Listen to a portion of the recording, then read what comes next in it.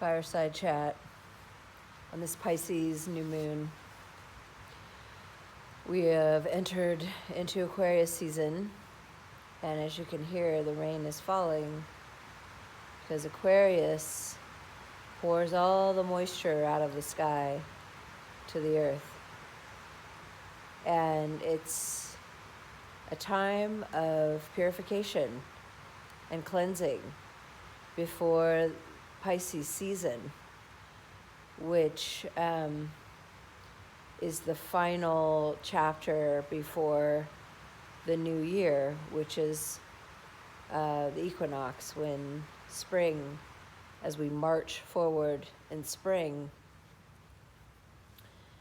And Pisces is the two fish. So the water bearer, the son of man, Aquarius, which is an air sign, pours the water out on the fish. And the fish have been known as Jesus and Mary, which are also known as, in these old books, sun and moon.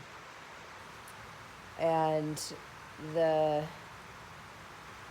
is a whole cycle to the cycles of astrology. If you follow each sign through the seasons and the energies that are involved, it'll put you in a flow state. And Aquarius is really interesting because they talk about Aquarius, and I'm referring to this amazing book called The Zodiac and the Salts of Salvation by George Carey and Inez Perry. Carey and Perry. It's an amazing book.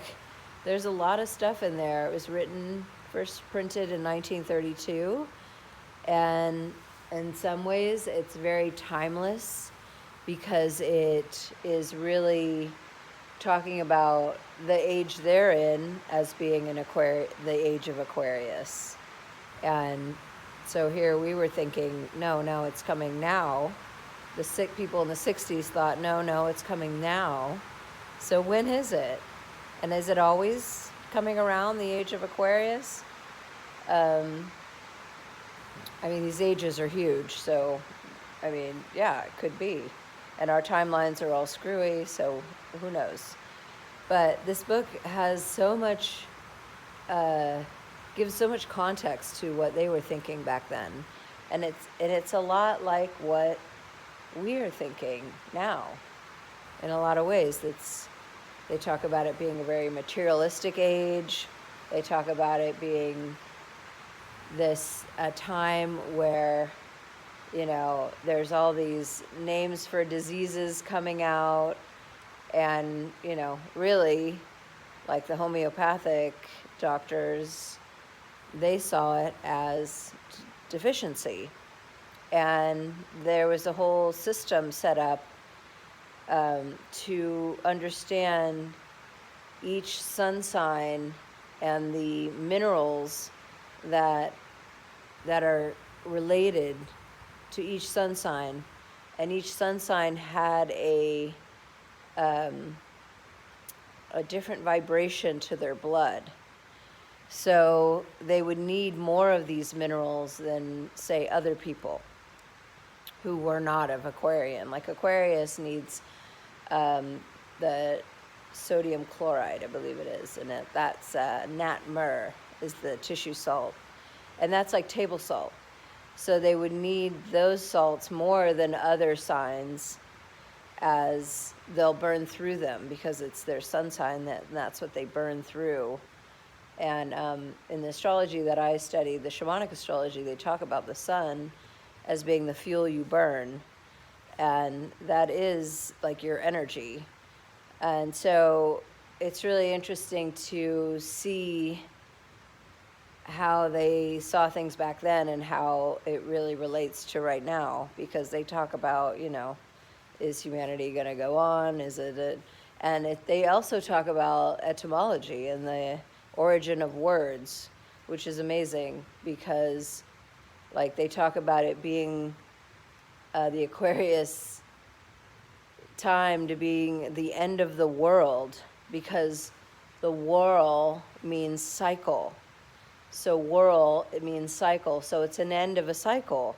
So when we get to Aquarius season, after going through Aries and the whole sky wheel of the 12 zodiacs, we're at the 11th.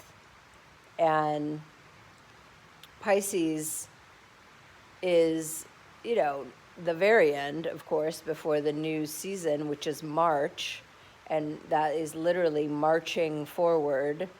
Many wars have been started in March, because the momentum of that coming out of the end of the cycle and through Pisces season and bursting forth as the energies of the sun have shifted also, because it's moving more towards the light, towards equal day and night. And if you follow these different signs, it really puts you in the rhythm of the energies of Aquarius, of Pisces, of Aries. So we are at the end of the world right now, which is the end of a cycle. So I noticed there's a kind of a ramping up of the doomsaying, the projecting, that ebbs and flows. And we're in another ebb or flow. I guess flow. They're ramping up the rhetoric.